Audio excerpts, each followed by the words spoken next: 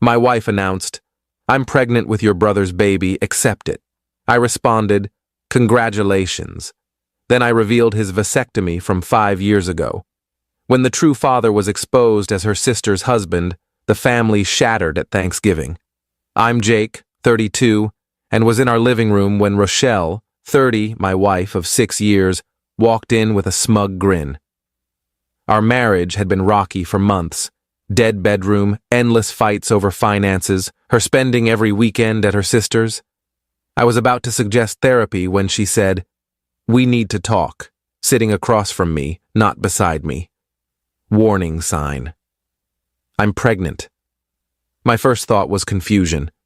We hadn't been intimate in 3 months. Before I could speak, she added, "It's Damon's." Damon, my younger brother, 29, a thriving contractor who'd just bought a house, my best man at our wedding.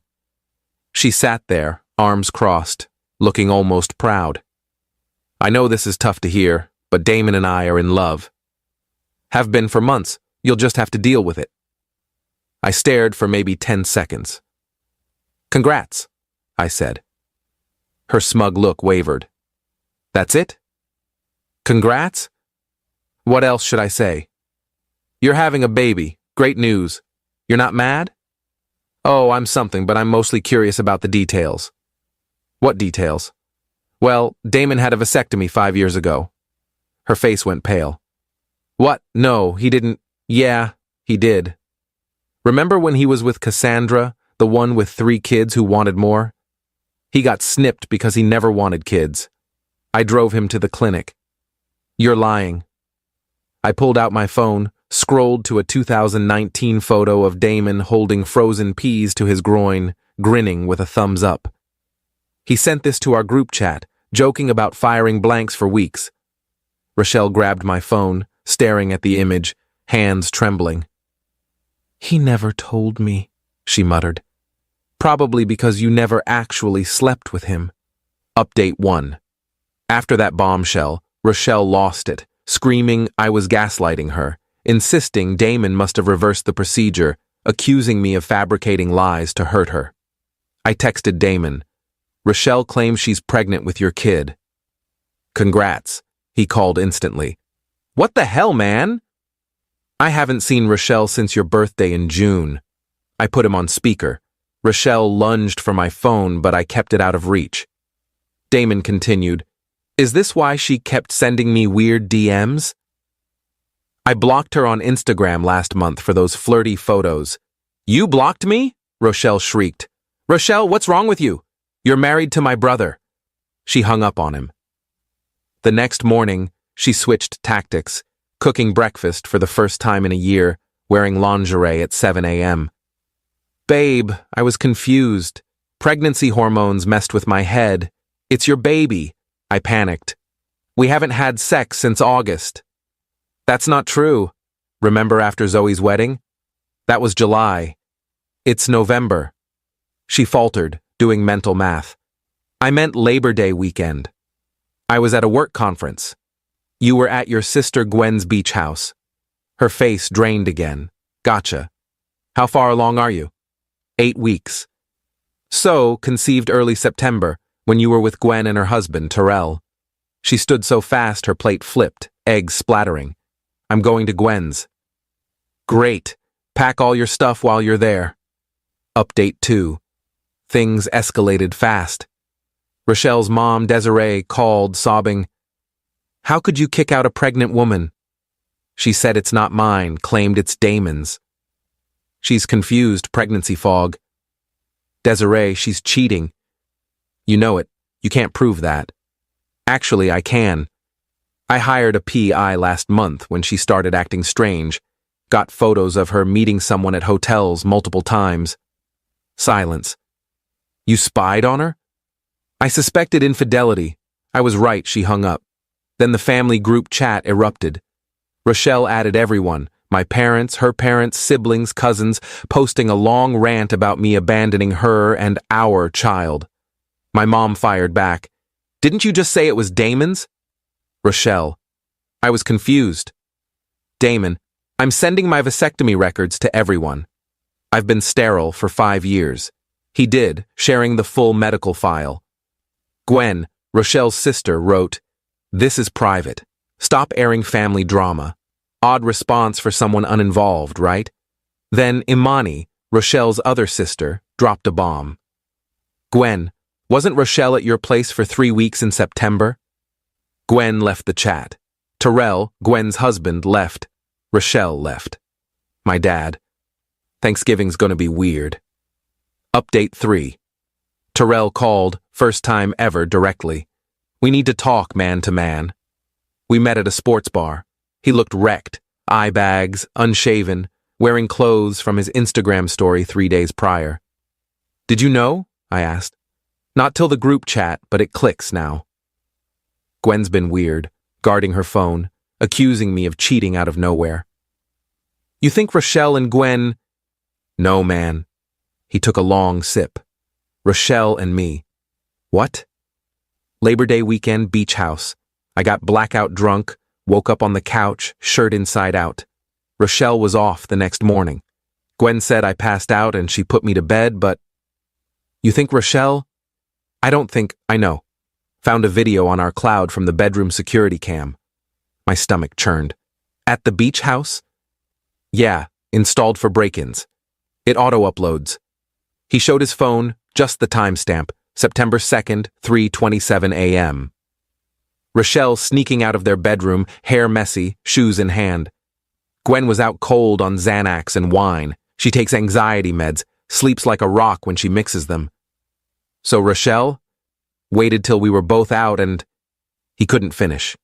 "That's assault if you were that drunk. Try explaining that to anyone. A guy saying a woman assaulted him while his wife was in the bed?" We sat silently. "The baby's probably mine," he said. "Timeline fits." "What now?" "No clue, but Thanksgiving's tomorrow at Gwen's mom's. Everyone's there. I'm going with receipts, update 4. I wasn't planning to attend Thanksgiving, hosted yearly by Rochelle's family, but Damon texted our group chat. "Bro, you gotta come." Terrell told me something. Trust me. My mom called. Desiree insisted you be there. Rochelle has a big announcement. Against my instincts, I went. The room was a powder keg, Rochelle whispering fiercely with Gwen, Terrell at the table's far end chugging bourbon, Damon beside my parents, aunts, uncles, and cousins sensing drama, but clueless. Desiree clinked her glass. "Before dinner, Rochelle has something to say." Rochelle stood, radiating confidence. "Despite struggles in my marriage, I'm thrilled to announce I'm pregnant." Scattered claps, some puzzled looks at the struggles comment. She looked at me. "I've decided to raise this baby with someone who truly loves me, who's been there through it all." She grabbed Gwen's hand. "My sister and I are moving in together to raise this child as a family, with or without the deadbeat dad." "Wait, what? Was she implying?" Gwen looked confused, but smiled. Yeah, I'll always support my sister." Terrell stood. "I've got something to share too." Silence. "Since we're on the baby topic, let's talk about how it was conceived." Rochelle paled. "Terrell, don't." "No, everyone should know." He connected his phone to the Bluetooth speaker. Audio played, September 2nd, 3:47 a.m. Rochelle's voice slurred. "He won't remember." Gwen's out cold. Terrell, barely conscious. "What?" "What are you doing?" "Stop, Rochelle." "Quit whining. You've been flirting all weekend, Terrell." "No." "Get off, Rochelle," laughing. "Gwen's unconscious. I slipped extra Xanax in her wine." "Relax," Desiree gasped. "Turn it off." "There's more," Terrell said. "Security footage of her leaving our bedroom, plus PI photos of her buying Plan B the next day. Guess it didn't work." Gwen stood, glaring at Rochelle. "You drugged me." "Slept with my husband." "It wasn't like that. He came on to me." "We heard you admit to drugging me." "That's out of context." "What context makes this okay?" Gwen screamed. Rochelle turned to me. "This is your fault. If you'd been a better husband—" You drugged your sister and assaulted her husband because I was a bad husband? The room erupted, Desiree sobbing, Gwen lunging at Rochelle but restrained by cousins, Terrell tossing his wedding ring at Gwen's feet and storming out. My mom prayed aloud. Damon recorded it all.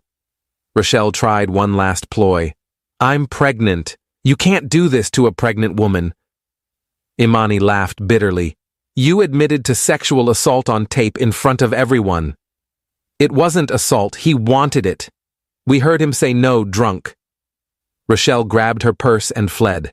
Gwen collapsed, sobbing. Thanksgiving was done. Update 5. The fallout's been wild. Terrell filed a police report with the audio, video, and Plan B receipt as evidence. Rochelle's been begging everyone to make him drop it. She showed up at my apartment at 2 a.m., pounding the door. Please help me. They say I could go to jail. You drugged and assaulted someone. It wasn't assault. We were drunk. You admitted drugging Gwen and Terrell was unconscious. He got aroused. That means he wanted it. That's not how it works, and you know it. If I go to jail, what about the baby? Not my problem. You're my husband. The divorce papers you'll get tomorrow say otherwise. She tried pushing inside. I blocked her. Leave, or I call the cops. I started dialing. She ran. The family split. Team Rochelle, Desiree. She made a mistake, but family sticks together. Her aunt Keisha, Terrell probably led her on, and 2 cousins who think men can't be assaulted. Team everyone else. Literally everyone else. Gwen filed for divorce and a restraining order, posting on Facebook, "Learning your sister drugged you to sleep with your husband isn't how I plan to end 2024. The comments were brutal, but fair. Rochelle's entitlement hit new peaks. She tried suing Terrell for child support, claiming he's the biological father and must provide. Her lawyer dropped her after hearing the recording. In family court, representing herself, she argued, regardless of how it happened, he's the father and has to pay. The judge stared, incredulous. Ma'am, you're under investigation for sexual assault against the man you're suing. But the baby needs... Focus on your criminal case.